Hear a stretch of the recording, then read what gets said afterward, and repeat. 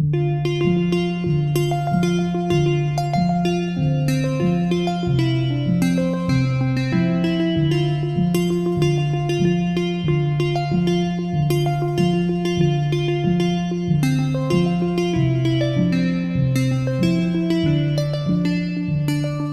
you everyone for joining us. I'm pleased that you're able to be here for part 2 of our clean energy discussion. Before we begin the formal presentation, I'd like to go over some housekeeping matters. First of all, we'll save questions for the end. Please use the Q&A feature and not the chat feature so we can see your questions. You can like those questions, and the ones that get the most likes will rise to the top so we can make sure those get answered. Also, please stay on for the entire hour pursuant to Utah Supreme Court CLE rules. You have to stay on for the entire period of time to get credit, and we will submit your names to the bar. Please don't get anxious if the bar doesn't have it recorded for you immediately. They're pretty backed up on getting CLE recorded because they have so many people doing not live CLE or these types of videos, even though they're considered live CLE, they're not in person. So please give the bar some time. Also, if for some reason you have to be bounced off and you sign in using a different ID, please email me at lori.nelson@law.utah.edu so I can connect both of your sign-in IDs to make sure you get credit. Now, I would like to begin this by thanking Glenn Watkins, who is my prior law partner and a U of U law grad, for bringing this program to me. And Glenn, I was going to say old law partner, but I didn't think that did either one of us any good. So my prior law partner, Jones Waldo, and also U of U law grad, as I said, who came up with this idea and brought this idea to us so that we could present to you what we are thinking and doing in terms of clean energy in Utah, nationwide, and what you can do. And I'm pleased to be able to introduce Josh Kraft and Hunter Holman to you, who will be doing the presentation. They are both attorneys at Utah Clean Energy. They will be going through this and answering questions at the end. So Josh, to begin, I'd like to turn this over to you. Thank you so much. Thank you so much, Lori. And thank you to all of you for attending, and to Glenn for helping to facilitate this. And I'll be partnered in this presentation by our staff attorney, Hunter Holman, and I am our government and corporate relations manager at Utah Clean Energy. For those of you, in case you haven't worked with us in the past, we are here, an organization, a small nonprofit organization based here in Salt Lake City. And we are dedicated to creating a future that ensures healthy, thriving communities for all, empowered and sustained by clean energy. In practice, our work spans the gamut of communications and policy work, which is my area of focus, and including work on a recent initiative we call the Climate and Clean Air Compact, to try to have positive discussions around climate, energy, and air quality and the intersection thereof. We do a lot of work before the Public Service Commission on electric and gas utilities, and that's Hunter's area of expertise, and as well as a lot of work in our built environment, our buildings, working on building codes, and then buildings at that level. And so that's sort of where we come to this conversation. Obviously, an energy heavy discussion here, and one that's focused here at the state level, which is in some ways still the most exciting and important area for the work that we do to change as part of the energy transition. I won't be able to do the whole conversation around the challenge of climate justice, particularly compared to our discussion last Friday with Dr. Rob Davies from Utah State University. But I think it's important, just as a premise, to go over a few things that center our work on this topic. The first being that we think that climate change and the energy transition are most pressing challenge of the 21st century, one that will require a ton of work, but also provides itself a lot of opportunity. But it will require us to think through how we get to zero emissions as quickly as possible this century, this half century, in order to keep are climate safe and stable according to the guidelines we're seeing from the international scientific community. I wanted to start with a slide from Saul Griffith. And Saul Griffith is a PhD award-winning physicist who has started an initiative called Rewiring America.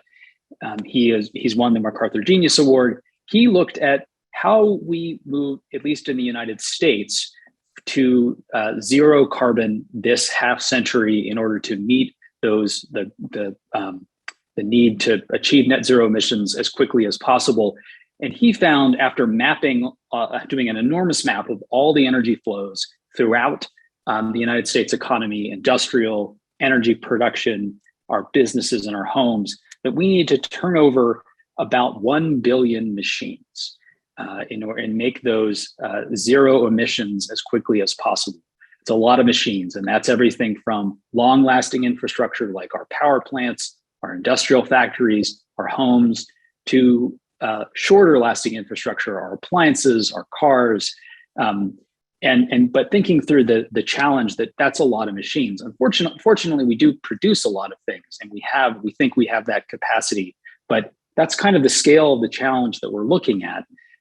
We'll note that, just to show you this chart for just a moment, the most critical decade to make this shift is this decade from 2020 to 2030, in order to keep our climate at a safe level and make these changes.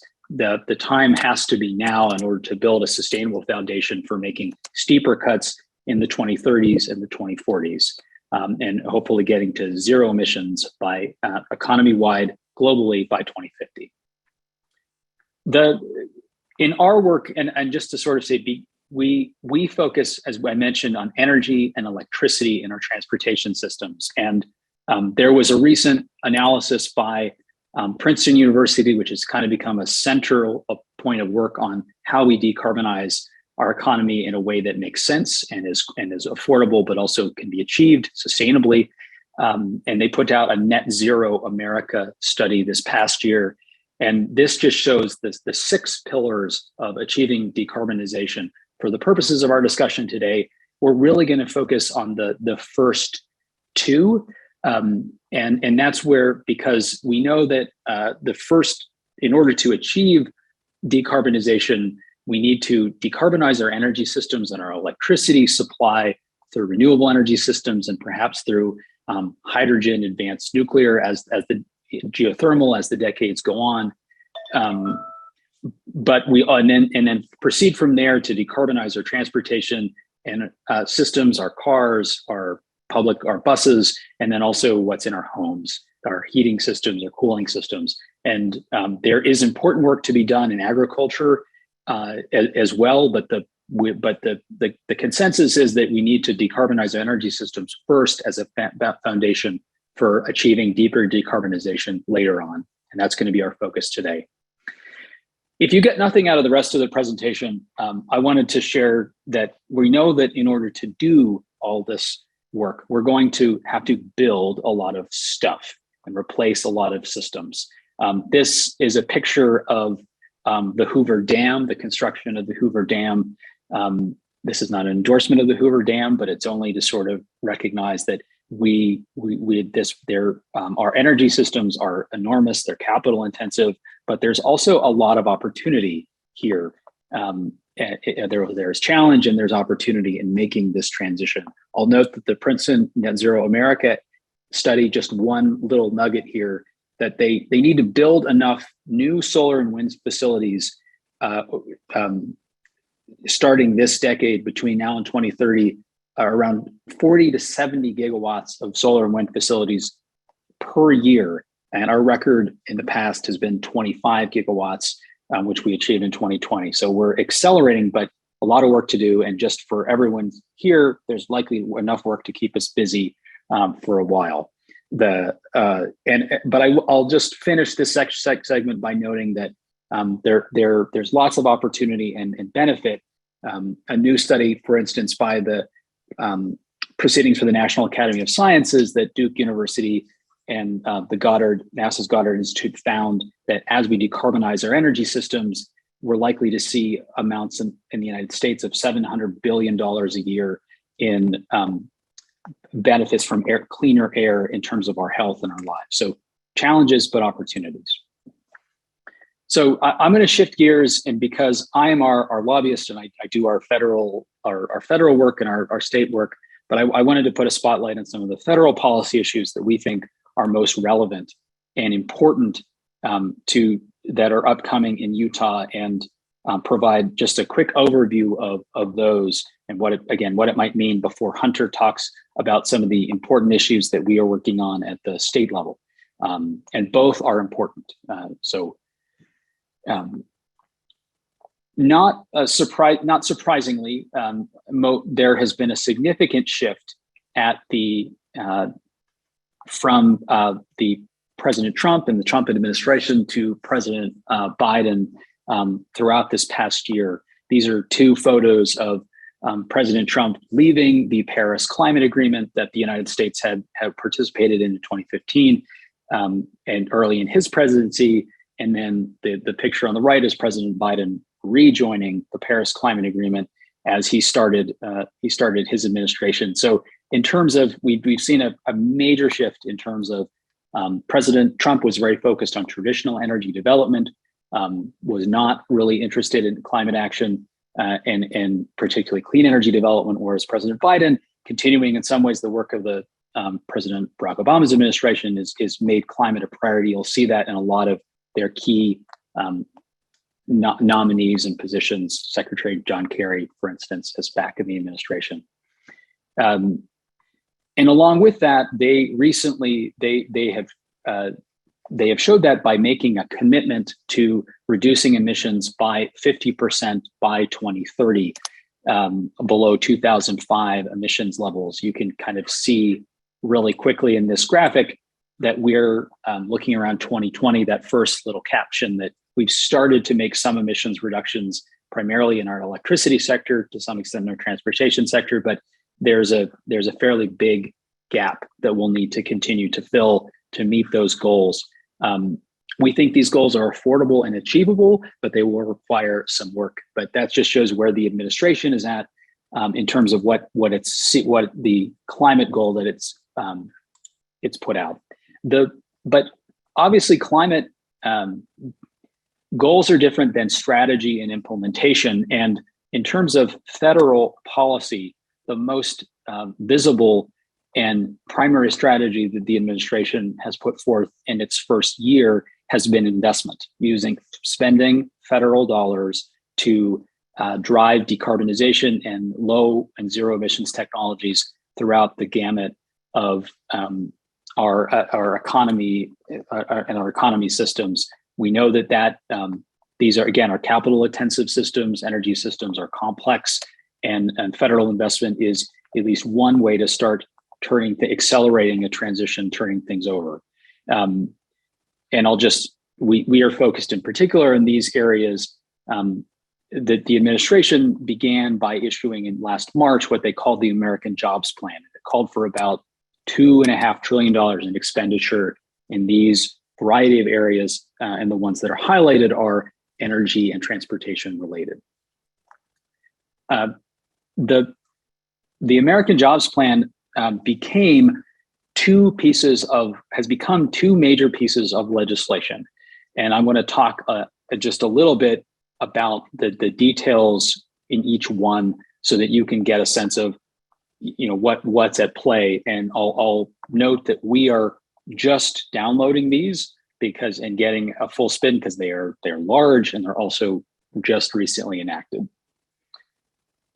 The first of the two bills that I'm going to talk about, pieces of legislation, is the one that has actually passed and been signed by the president, and that's the Infrastructure Investment and Jobs Act, HR 3684. That was signed on Monday after passing the House last week. It had previously passed the Senate. Senator Mitt Romney, you can see in this photo, our junior senator, played a significant role in passing this piece of legislation. And it was passed in the Senate and the House to some extent on a bipartisan basis, which is rare, and we thought of important in development. The the Infrastructure Investment and Jobs Act combined the reauthorization of the Federal Surface Transportation Act, which they had to reauthorize, along with a series of new investments in physical infrastructure and energy systems. And I'm going to go through some of those energy pieces in just a minute. One more slide just to kind of show that the whole bill, we're talking about $1.2 trillion, but best estimates here looking at the Brookings Institution are that we have about $500+ billion in new expenditure, with the bulk of that going to transportation, but also about $65+ billion in power and grid infrastructure, a lot in water as well. So I wanted to give just at least a high level overview to everyone here of the investments that in the energy sector and the ones that we are tracking and we think will be relevant to work in clean energy and energy transition here in Utah. I should note that the main thrust of the Infrastructure and Jobs Act is in the form of program investments and grants to states, public agencies, public institutions for different programs. Some of those are formula grants that states won't have to do anything to receive. They'll receive those as part of their work in the course. And the others are competitive grants, which are some of our electric utilities and state agencies will have to go and ask for in order to take advantage of them. But we wanted to highlight things in particular that we are paying the closest attention to and we thought were of most interest. On the left, there's about $6 billion in energy efficiency programs. Those that is perhaps the most near-term and deployment-oriented item that will can be used for our emissions systems. Those are the biggest chunk is for low-income weatherization assistance. There's $3.5 billion for the weatherization assistance program, but there are also major investments in grant programs to do energy efficiency and renewable energy upgrades at public schools. There's about $550 million for industrial energy efficiency programs, including funding for industrial assessment centers, which help large industries with energy upgrades. There's one, including one at the University of Utah, and a large bit of money for state code implementation, energy codes, to reduce emissions and promote fine energy savings in our buildings. There's a major chunk of funding for zero emissions vehicles and zero emissions electric vehicle charging infrastructure that has been not only a priority of the Biden administration, but it's been something that Utah policymakers have focused on. Rocky Mountain Power has what they call a electric vehicle transportation investment program that's being weighed that would use some dollars from ratepayers to do EV charging infrastructure, both physical upgrades and charging stations. In some instances, there's about $7.5 billion in the bill, some of which is formula grants, some which is competitive grants for EV charging infrastructure, and then about $5 billion to purchase clean vehicles for school buses. Something, again, there's school districts in Utah that have been interested in that. That may be an opportunity for us to take advantage of, as well as about $2.5 billion for electric ferries. Maybe not so much something we're going to focus on here, but something that's important. There's a significant emphasis on developing new technologies that are emerging but in early stages. And there's about $28 billion in different grant programs to develop so-called clean hydrogen that could help as a storage technology, including funding for four regional energy storage hubs. There's a similar amount of funding for carbon capture and sequestration technologies and systems to help reduce emissions from carbon emitting facilities. And then there's also $6 billion not for existing nuclear and to preserve existing nuclear energy infrastructure. That's often seen as an important strategy to keep nuclear energy facilities online as a way to, because they are zero, once they are built, they are zero emitting. And that would be, it may help to keep some nuclear plants that are borderline may close from closing. And then finally, I'll note that there's on this front that there's some significant grants to upgrade our electricity transmission system. To, in particular, there's about $2.5 billion for new transmission to help expand new transmission infrastructure in some instances, as well as about $10 billion in grants to help make our transmission system, our electricity system, more resilient in the face of disasters and also more flexible. Our transmission system is going to be a key part of how we decarbonize our energy system, but also it just is a large system, an important one that we need to keep in good stead. So that's the sort of very high level view of what's in the Infrastructure Investment and Jobs Act in terms of investments and spending. I did want to note, because we're here, I'm here with a group of attorneys, to note that they're not a ton. We're still downloading all the regulatory pieces and potential new regulatory changes. The ones that most stuck out during our first review have been that there is some, and I just listed them here. There's new authority for the Department of Energy to designate certain transmission corridors as national interest electric transmission corridors, and then it gives the Federal Energy Regulatory Commission some ability to approve or provide permits for those, even if the state jurisdiction does not approve those under certain circumstances. So to kind of backstopping authority to accelerate certain transmission corridors. There is some reform to the National Environmental Policy Act or changes to help expedite review and permitting of some projects. This was the main work of Senator Rob Portman from Ohio, that there's a federal permitting reform and jobs act that passed as part of that for certain large infrastructure projects that may be of use to folks here. And then finally, there's a few pieces that provide some direction to state public utility commissions to explore rates, in this case, rates that would promote utility demand response programs, which help reduce load at key times, as well as to promote affordable and equitable electric vehicle charging options. So exploring rates that would ensure that we're expanding our electric vehicle fleet. So those are directions for our commission to consider.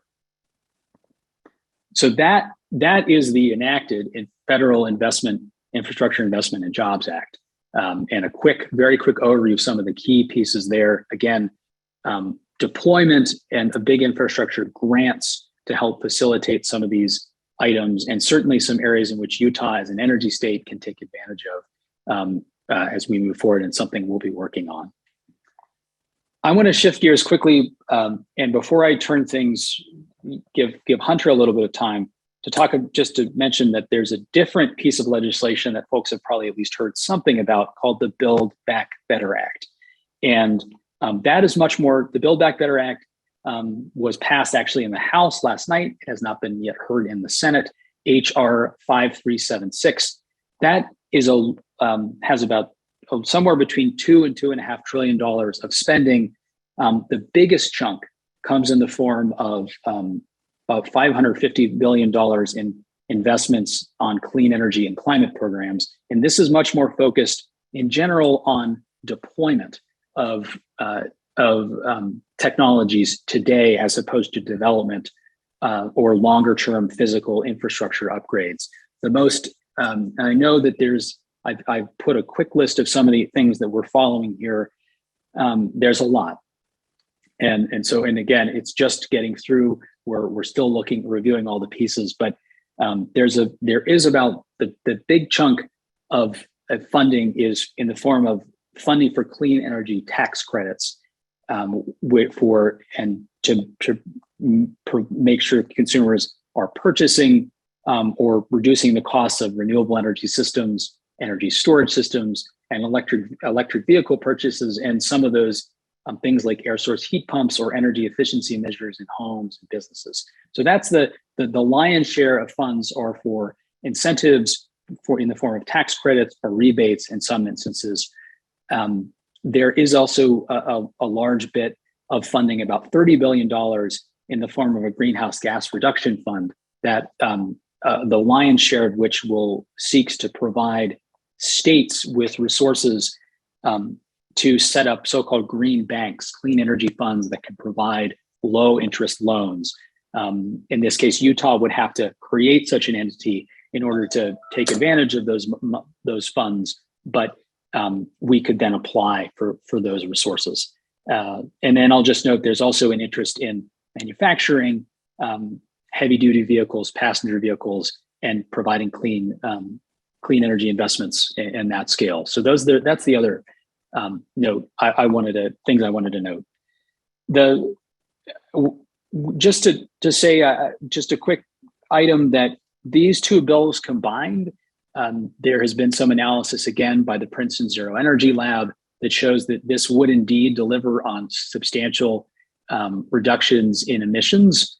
That's not a guarantee, but they do. But their estimate is with the policy tools included, the investments included here, that we would be on track to meet that 50% emissions reduction goal below 2005 levels in around 2030.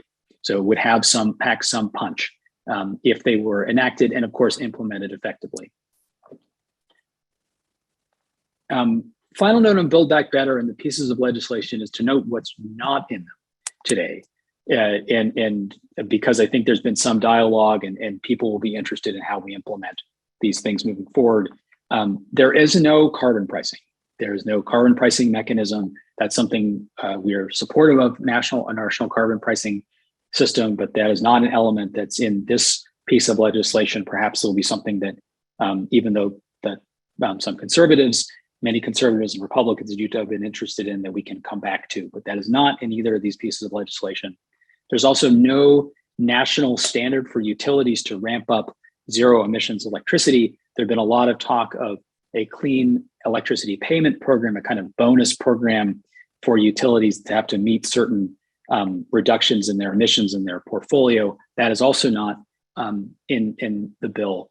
And then finally, there is some sort of has been some drafts of the legislation have had a fee or a penalty on methane emissions from oil and gas operations to reduce methane leakage. Methane is the other potent greenhouse gas other than carbon dioxide. That's still being discussed, but it's far from certain that will be included. So those pieces are not in there. Worth noting again, mostly investment and funding. I want to wrap before I turn this over to Hunter to talk through some of the state items. To note that this is very early, and I'm not a I'm not an attorney, so I'll leave this to you all. But regulatory tools, because of the Supreme Court's ruling in a few years ago that the EPA could regulate greenhouse gas emissions in the Clean Air Act, has been a significant piece of some of the regulations and efforts to reduce emissions at the national level. You may recall that under the Obama administration, there was the proposed but never operational Clean Power Plan aimed at reducing emissions in power plants. There was also the quite effective fuel economy standards that were issued by the Department of Transportation and EPA for new passenger vehicles. But there is some discussion about the Supreme Court looking into the authority and previous decisions around the ability to regulate greenhouse gas emissions as a pollutant under the Clean Air Act. Very early days, but that would reduce the Biden administration's authority to use regulatory power to reduce emissions at the national level. And something, again, we'll have to see how that all turns out. Most of the action looks to be through Congress, at least for the time being. And with that, and of course now at the state level. And with that, I'm going to turn things over to Hunter. Thanks, Josh. Thanks for joining, everyone. Thanks for taking the time today. My name is Hunter Holman. I'm the staff attorney with Utah Clean Energy. As several people have said before, I just want to take some time to thank Lori and Glenn for setting this up. We really appreciate the opportunity.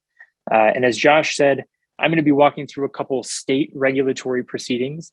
They're going to have a direct effect on what energy resources serve Utah customers moving forward. And my goal here is to give everybody a sense of what electricity resources are currently serving specifically Rocky Mountain Power customers. Our work largely focuses on Rocky Mountain Power since they're the largest utility in the state of Utah. What resources Rocky Mountain Power is going to build moving forward to serve customer load.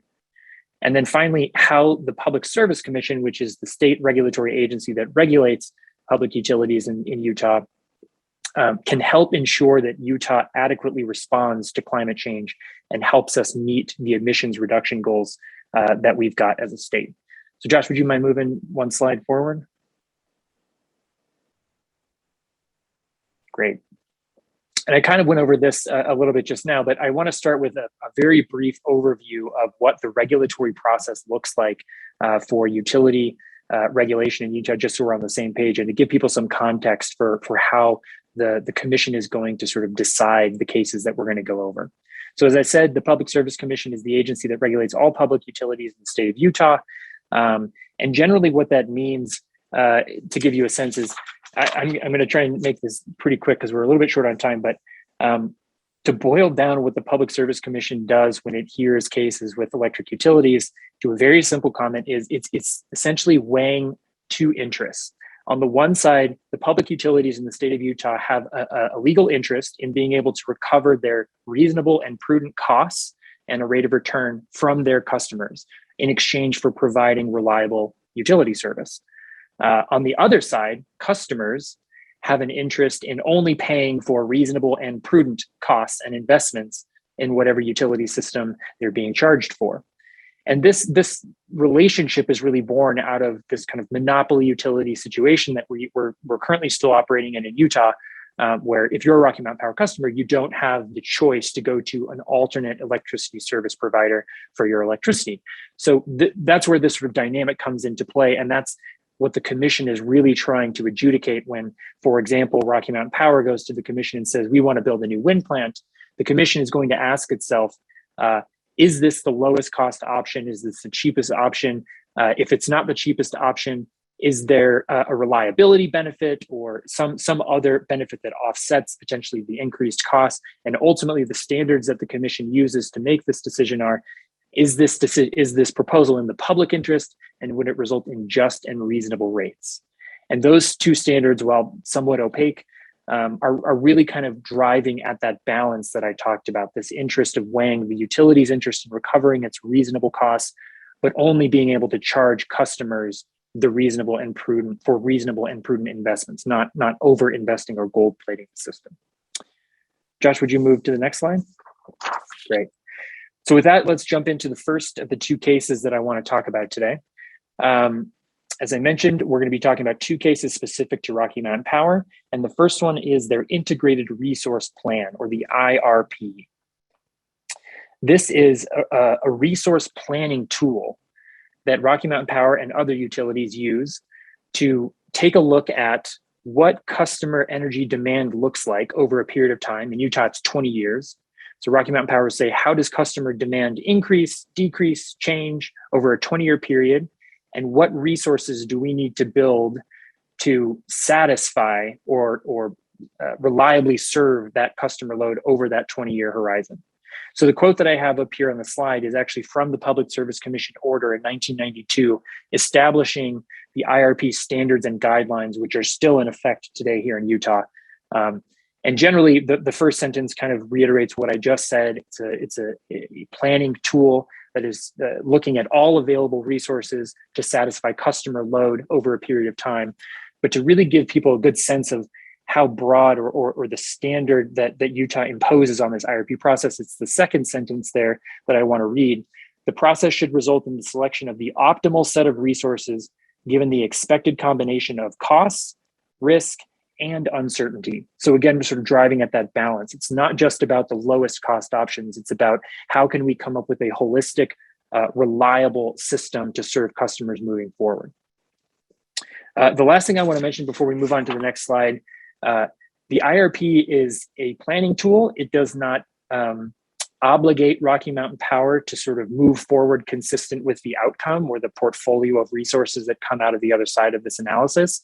It's meant to be sort of a guide, kind of a guide, a general direction setting tool that shows what the likely most cost-effective, beneficial, reliable resources are moving forward.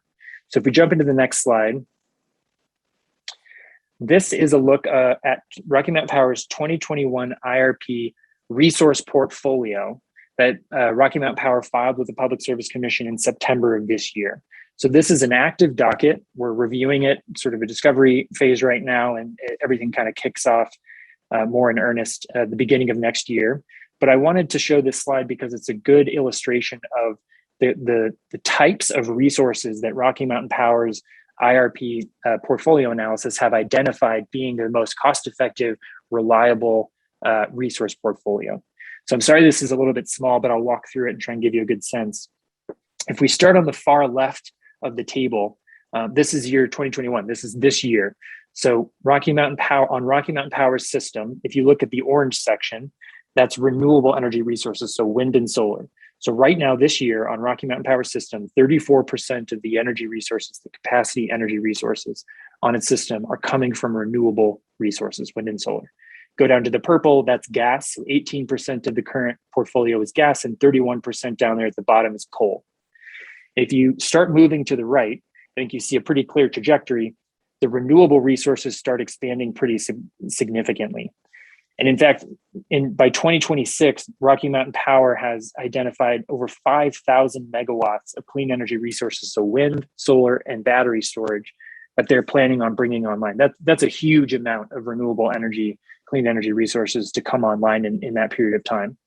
So what this tells us is that the IRP modeling, which predominantly focuses on economics, how expensive are resources compared to each other, is showing that clean energy resources are becoming so cost effective that it is more effective and efficient to rely on those resources as opposed to traditional thermal resources, gas and coal, to serve customer load. I think I want to focus on 2030, which is more or less smack dab right in the middle of this graph, because it's sort of the threshold between renewable resources providing under half of the load and over half of the load. So in 2030, 51% of the resources on PacifiCor's system are going to come from renewable resources. It's wind and solar. And actually, if you take a look in 2030 at the entire resource portfolio, so every resource that's represented in this graph, 73% or about 73% of PacifiCor's resources in 2030 will come from non-emitting resources. This does represent a pretty significant shift in the types of resources that are serving customers. And it is a pretty good indicator that we're in a new paradigm of utility regulation from a resource perspective. Now, before we jump to the next slide, last week, there were several questions from the audience about nuclear energy. Is nuclear energy becoming more prevalent, or why aren't we talking about it more? Why aren't we using it more? This is the first IRP from Rocky Mountain Power that I've worked on, but certainly in recent years, where the utility has actually identified a nuclear resource to be built. So you can't totally see it. It's the sort of green dashed section that shows up in 2028. And it is a nuclear reactor. It's a demonstration project. It's sort of a first of its kind technology for nuclear power that Rocky Mountain Power is planning on building in Kemmerer, Wyoming, which is where one of its coal power plants is set to retire in 2025. So we are actually seeing more conversation around nuclear power coming into these types of proceedings, integrated resource planning processes and such. But I think there are a couple reasons why nuclear power hasn't been a larger share of the conversation to date. And I'll just kind of briefly go over those, and I'm happy to go into it in greater detail if folks want at the end. But generally, the reason why it hasn't been talked about as much is just the cost. Nuclear power technology is very expensive, and consistently modeling has shown that you can use alternative resources, even if you need more of those resources to provide the same level of energy service and capacity service. by using alternative resources. It's more cost effective to use other things. Now, there are different characteristics between different generating technologies. Wind and solar are obviously variable. It's not consistent, as opposed to a nuclear power facility, which can be more of what's typically been considered a baseload resource. But still, you can combine resources and geographies of resources to create the same amount of reliability with alternate resources as you could with a nuclear facility. So that's one of the reasons, I think the main reason why nuclear hasn't been as involved in some of these new resource acquisitions as it may have otherwise been. The other two reasons that I'll briefly mention, just regulatory pathways. The Nuclear Energy Regulatory Commission at the federal level, last I checked, didn't have a fully active regulatory pathway for some of these technologies to be built and come online and serve customers. That's not a prohibitive obstacle. We just need to do the work to get that pathway in place so that it's regulated and can legally come online. The next is a fuel source. Some of these technologies use different types of fuels, and given the nature of the fuel, it can be sensitive to procure them in a safe and reliable way. So again, not a prohibitive obstacle, just need to do the work to sort of sort through it all. So that's kind of generally what I want to talk about with this slide. Josh, would you mind going to the next one? So now I want to talk about emissions. So we've seen that there's a trajectory towards clean energy or non-emitting resources over time, and that corresponds to a reduction in emissions. So there's two graphs here. The one on the left shows the emissions reduction trajectory of the 2021 IRP, which is the resource portfolio we just looked at, but also the 2019 IRP. So the last IRP. The integrated resource planning process happens every 2 years. So the light blue is 2019 and the dark blue is the most recent one, 2021. And I think you can see that generally under both years, there is a trajectory downward for emissions on Rocky Mountain Power's system. But in 2021, that trajectory has decreased pretty substantially, especially in the later years. And I think that's largely driven by, again, the decreasing cost of clean energy technology, and a sense from the modeling that it is more cost effective and just as reliable to use those resources to serve customer load as opposed to traditional emitting resources, coal and gas. So we are seeing a pretty substantial emissions reduction from the 2021 IRP portfolio.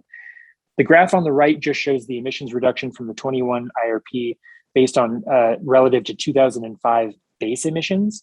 And I just wanted to sort of point that out because I think it's a clearer way of indicating actually how much the system is reducing its emissions over time. So the 21 IRP portfolio has a 53% emissions reduction by 2025 relative to 2005 base emissions, 74% in 2030, 92% in 2040. So this is a significant decline in emissions. And I think comparing the 2019 IRP and the 2021 IRP, you are seeing momentum and a trajectory of declining emissions over time, which hopefully we can sort of keep going or keep pushing and keep the momentum going.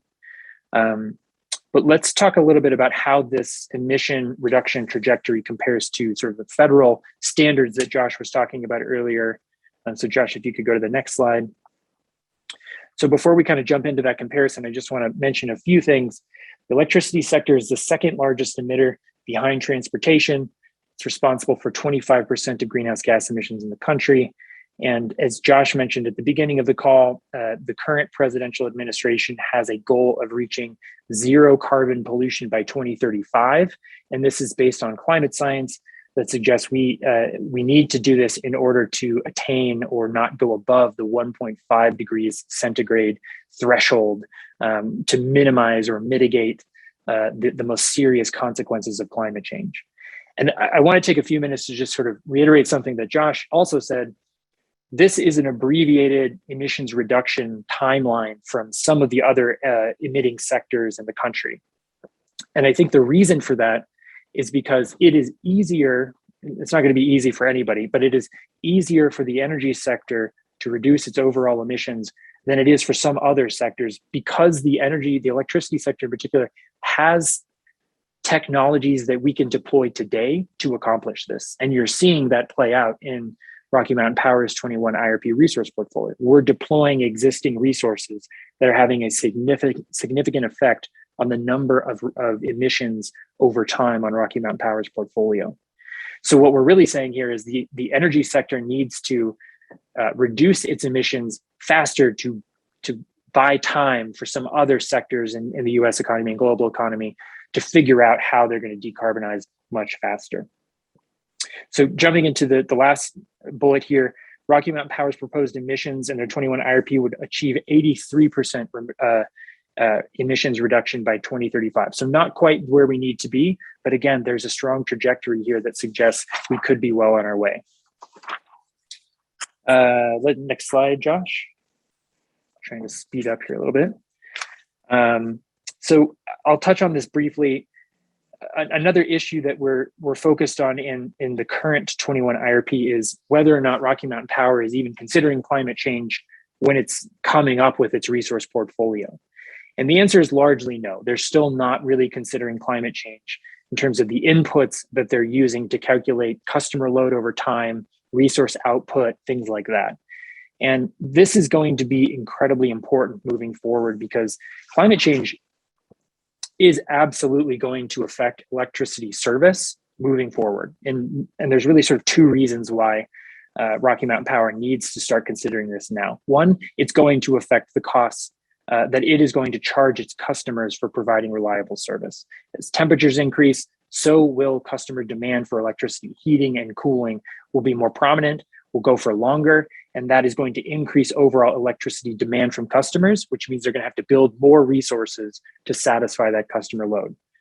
As drought takes hold and snowpack is reduced in the mountains, water is going to reduce over time, which is probably certainly going to affect hydroelectric resources. So are we taking into consideration climate and weather changes that are going to affect the availability of some of the existing resources like hydroelectric resources? Wildfire risk is another thing that we need to start taking into consideration on a more granular level. It's going to cost money to respond to the wildfire risk. It's going to cost money to create potentially transmission redundancies so that when we de-energize transmission lines to avoid starting wildfires in severe drought environments, we still have the ability to move energy around to keep the lights on for everybody and maintain reliable service. So these are sort of grid hardening tactics, all of which cost money and all of which are directly responsive to the consequences of climate change. And as those consequences increase in severity, the cost correspondingly will also increase. So if we're going to plan for a grid and a set of resources capable of responding to climate change, we need to consider climate change when we develop those resource portfolios. The second reason is simply it's going to be much easier to meet the climate and emission reduction targets that we need to mitigate climate change, to stay at 1.5 degrees centigrade if we're considering climate change. So those are the two reasons I think we really need to consider this. Next slide, Josh. Now we're kind of back to the commission. So what is the commission going to do with this? The Rocky Mountain Power has filed this report, this resource plan. It contains some of the things that we've talked about. It doesn't contain some of the things that we've talked about. What is the commission going to do? The commission acknowledges or does not acknowledge the IRP in Utah. As I said, it's a planning tool. It doesn't obligate Rocky Mountain Power to build any of these resources. It doesn't obligate Rocky Mountain Power to act in a way that's consistent with the resource plan, but it's a strong indication that that's where they're going. So in a sense, this is kind of a gut check. It's the utility sending this report to the Public Service Commission and saying, hey, this is what we're thinking. This is what the modeling says we should be building to reliably meet customer load moving forward. And the commission then gets an opportunity to say, we acknowledge it or don't acknowledge it. We think you're on the right track, or we don't think you're on the right track. And ultimately, what I wanted to say here is, historically, the commission has not considered climate change or environmental externalities when making this decision and evaluating whether to say you're on the right track or you're not. And for many of for the same reasons I just went over about why Rocky Mountain Power needs to include climate change in its resource planning process, the Public Service Commission needs to include climate change in its analysis to protect customer interests, both from a cost perspective and from a societal perspective. If the commission isn't forcing Rocky Mountain Power to provide it or propose resources that will mitigate the costs of climate change, it's not going to be just and reasonable. It's not going to be in the public interest. If it's not forcing Rocky Mountain Power or including in its analysis whether we're on track to meet our emission reduction targets to mitigate climate change, it's not going to be in the public interest. It's not going to be just and reasonable. So that was a pretty quick overview there. I think I'll move on to the next slide, Josh, since we don't have a ton of time here. So this is the second case that I wanted to talk about. This is a little bit more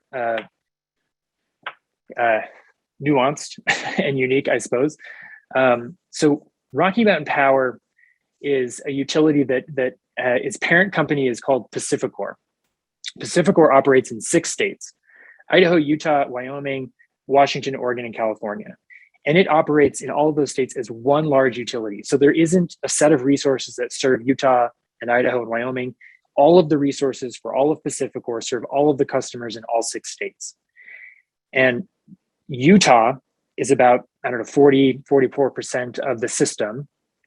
So we pay 40 to 44% of all costs associated with all resources. This includes the coal fleet. So Utah is responsible for its fair share of the coal fleet, as is every other state in PacifiCorp's system. In 2016, Oregon passed a law restricting Oregon ratepayers' ability to pay costs associated with coal plants by 2030. So starting in 2030, Oregonians can't pay their share of the coal fleet. Washington also passed a similar law, but in 2020, their deadline is in 2025. So in 2025, Washingtonians aren't allowed to pay costs associated with the coal plant. So this leaves a gap in PacifiCorp's recovery of its costs. Who's going to pick up those shares of the coal fleet?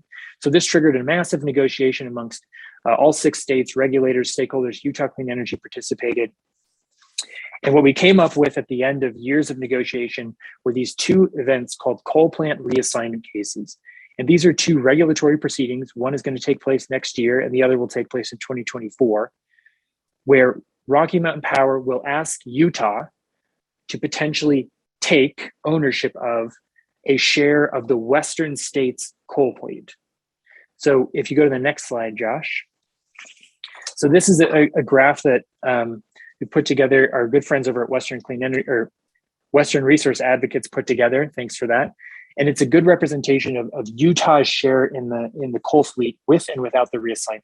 So on the left, you see 2020, 2021. The blue lines represent Utah's share of the coal fleet without any reassignment. And the additions at the top of some of those bars, the black sections, represents what Utah's share would be with the coal reassignment. And I think the biggest takeaway here is to say that this is going to be an incredibly important decision for Utah to make next year and in 2024 that's going to determine whether or not we as a state are going to backslide towards coal plants and further reliance on emitting resources during a pivotal time for not just the state, but our society. We need to be moving towards non-emitting resources. And this represents a threat to that timeline, to Utah and to our society meeting those emission targets to mitigate climate change. So I'm sorry that was very quickly. I just wanted to make sure I got through everything and left some time for questions. So I guess if you move to the last slide, in summary, I just wanted to say that Rocky Mountain Power's 2021 IRP does show promising trajectories in terms of renewable or clean energy resource procurement and in emission reduction goals. But it is just a planning tool. We need to make sure that this actually happens moving forward. And ultimately, the Public Service Commission can help facilitate that by considering climate change when it evaluates utility proposals in regulatory proceedings in Utah. So thank you very much, and sorry for the quick talk. Thank you very much, Hunter. And I think it's extremely fortuitous that we are talking about power issues when I have a power spike and bumps me off my computer and I move. So, one question, if I can find, we don't have any questions right now, but I have a question. What can the average person do? You know, what can I do? What can my neighbor do to stop things from sort of going haywire completely? Sure. So I think Dr. Davies touched on this a little bit last last week, and I think some of his recommendations are oftentimes some of the best. And we can make personal decisions in our own lives that have an effect on our own carbon footprints, in terms of installing energy efficient technologies in our homes, in terms of changing our behaviors. I believe Dr. Davies said one of the most common and pushed back on items is eating less meat. Meat has a fairly high carbon footprint, so just reducing the amount of meat that you eat on a weekly basis just by a couple of days can have a significant effect. From an energy resource perspective, there are some options for folks who have the means and the ability to do this. You can install rooftop solar. There's residential battery storage technology now. Rocky Mountain Power has programs for both of those, so you can receive some compensation for exporting energy that you generate from your own rooftop solar system, and having a battery online that Rocky Mountain Power can use to help satisfy overall grid needs. So both of those are options. And just kind of on a more general level, having conversations with people about climate change, telling your family, friends, coworkers that it is an important issue to you, getting businesses to sign on to green programs or to make energy commitments is also great if you're in charge of a business or you have some capacity in that regard. And I would also say that I know this is one of the most commonly referenced items that everyday people can do, but voting and talking to your elected officials is one of the most important things all of us can do, because so many of these tools come from legislative action. So many of the Public Service Commission's direction for what it can and can't consider is shaped and defined by Utah law. So representing to these elected officials that this is an important issue for all of Utahns, and that we need to do what we can to effectively mitigate our emissions on time with what climate science is suggesting, I think are all great things. But Josh, do you have anything else that you want to add? Just, I mean, to the extent that you're able to say, look at those purchases that, in terms of your home, your HVAC, your heating, cooling systems, and your transportation systems, your car. And a lot of interest in electric bikes these days, that those are things that you should consider again when those things are turning over, to see if there's a zero emissions option that meets your need. That will help us get there quickly. And again, definitely talking with friends, neighbors, and public officials. This is a challenge at every level of government, and your voice is important. Okay, so here's a question. And Hunter, this goes to what you were talking about with Pacific Core in Washington and Oregon. Sure. So what it may mean for us then is that Pacific Core is going to ask Utah to burn more coal to offset the decisions made by Oregon and Washington to stop using coal. Is there a catch-22 in this anywhere? Yes, I mean, that is effectively one outcome of the reassignment case. And the way that I think about the reassignment case, and the way that our organization is going to be sort of pitching this before the Public Service Commission when the time comes, is Oregon and Washington and California have all made state decisions to get out of a resource. And now Rocky Mountain Power Pacific Core is asking the eastern states to pick up that share of the resource that's no longer viable in the West.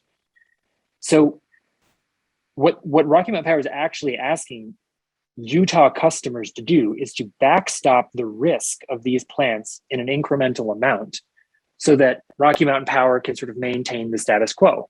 But this is an opportunity to shift away from emitting resources. This should be an opportunity for Rocky Mountain Power and the entire system to say, we're headed in the renewable, non-emitting direction. This might expedite it, but we can handle this and absorb it in a cost-effective way. And that's the position we're taking. Well, yeah, but why can't the same thing be said to those Western states, those 3 Western states? You guys can't just dump it on Utah and Idaho and everybody else, that you have to accept some of the cost consequences of your decision. And they will. So that's sort of a more nuanced position. But if a state in Pacific Core's system has a policy or law that imposes certain costs on the system as a whole, that state is solely responsible for that incremental cost. Okay. Yeah. Okay. So the question I'd like to understand more about reassignment, must Utah accept this? And does it mean we can't stop using coal more quickly? So we don't have to accept it. So the whole point of the reassignment cases, and this is one of the reasons why we wanted this reassignment case when we were a part of this negotiation, was to give Utah the choice. We don't have to take this. Rocky Mountain Power wants us to take this, potentially, but we don't have to. And ultimately, it comes down to a regulatory proceeding where the Public Service Commission says it is or is not in the public interest to take this incremental share of the coal fleet. If we don't take this incremental share of the coal fleet, and no other eastern state takes it, and it's highly unlikely that Idaho and Wyoming could take all of the west share of the coal fleet just because their load is so small, then it does mean that we would probably see an acceleration of retirements in the coal fleet, which means an accelerated transition to clean energy resources. Okay. How can the Oregon and Washington laws stand against the Commerce Clause? That's a good question. It hasn't been tested, and I haven't thought about it too much. But as far as I can remember, the 10th Circuit Court of Appeals had a decision on state renewable portfolio standards, and the decision there focused on whether the decision there, if I remember correctly, and don't quote me on this, I'll have to go back and figure it out, but states do have the right to make resource decisions for themselves within the confines of the Commerce Clause. And I forget the specific parameters or the specific tests that they used, but there is, I think, precedent out there for a state's ability to make decisions for itself. Obviously, that doesn't affect interstate commerce too adversely, but it can affect it adversely to an extent. I'm sorry, I don't have a better answer to that, but I think the Oregon lawyers that we work with probably have thought about this and would have a better answer. Could this create companies like Pacific Corp to say, I'm pulling out of every state except this one, and have each state have their own utility? I don't think that Rocky Mountain Power, Pacificor would have the ability to just say, we're done, we're out, we're no longer serving you. They have obligations. They've been awarded service in these different territories. And the exchange for that, I think, is that they can't just sort of pull out. It has triggered some conversations amongst the stakeholders in all 6 states as to whether there should be 6 individual utilities. The problem with that is it increases costs for every single state. The reason why Pacificor operates one system for all 6 states is because of efficiencies. Okay. It can optimize transmission system and generating resources to serve all customers in a much cleaner way if it's serving one whole system as opposed to individual states. So if we did go to individual utilities, everyone's costs would go up. Okay. What parties in the PSC hearings are pushing for less coal? I'm sorry, what was that, Lori? What parties in the PSC hearings are pushing for less coal? Utah Clean Energy, Western Resource Advocates, Sierra Club oftentimes joins proceedings. They push for less coal. Heal Utah, the Healthy Environment Alliance in Utah, has intervened in some proceedings. They've also advocated for that. But I will say that most of the bread and butter parties, the Office of Consumer Services, which is the consumer advocate, state-funded consumer advocate in these proceedings, the Division of Public Utilities, which is sort of the main state regulator. Their approach is not necessarily to be pro or anti anything. It's to look at the costs and the risks and the reliability of each particular scenario and make a decision from there. Okay. Does Rocky Mountain add a surcharge for customers who install solar collectors? If so, that would seem to discourage the residential move to solar. They don't impose a surcharge if you install rooftop solar in your house. You can participate on a different sort of rate schedule that does have, I'm blanking right now. It might have a small fee to sign up, not a substantial fee to sign up. And then you actually get compensated through a bill credit for any energy that you export back to Rocky Mountain Power using your system. So you do actually get compensated to a degree for exporting energy that you generate through your own system. So you have a rooftop solar, you have a battery attached that collects extra power, and then you have a day like today where you're not getting very much collected by your solar panel. What you don't use can be exported, but if your battery runs out, you just take regular power. Yep.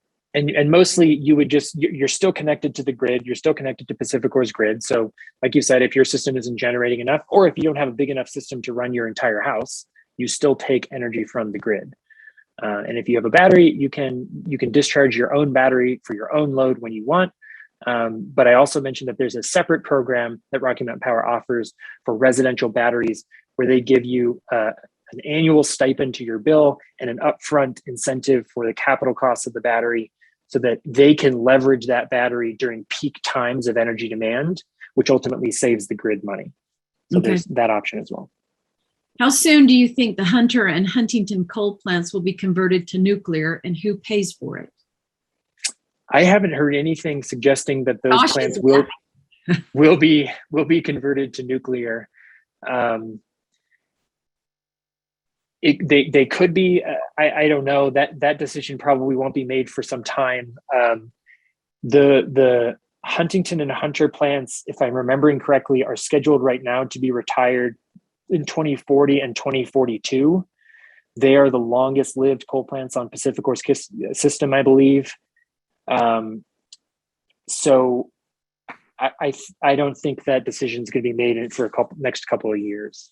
And earliest. I would just add that, because it is likely that if PacifiCorp exists as a similar object or its successor by that time, no reason to think it won't be, there's transmission assets that they'll want to make use of, even after those facilities switch over. I think the decision that was announced this week officially to develop this new TerraPower, this novel nuclear project at the Kemmerer power plant site, will be a test case for if that happens at other facilities in the PacifiCorp fleet. I know that looking at molten salt reactor in Colorado too, but this is a novel tech. These are novel technologies, so I think it's a bit unclear as to what.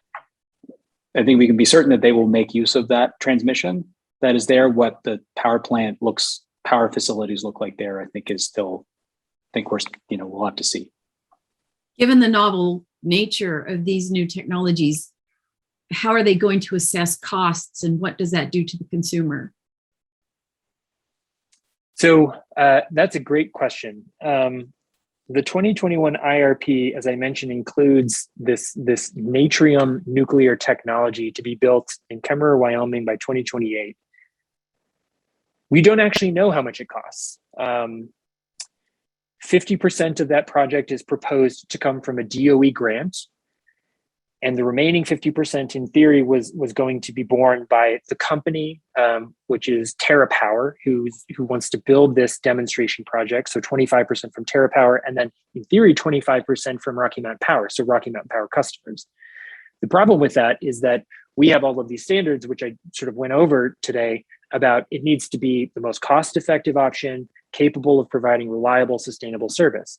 So if the natrium plant, even with all of these subsidies, still isn't the most cost-effective option, then all of our modeling and processes say we should go with an alternate resource.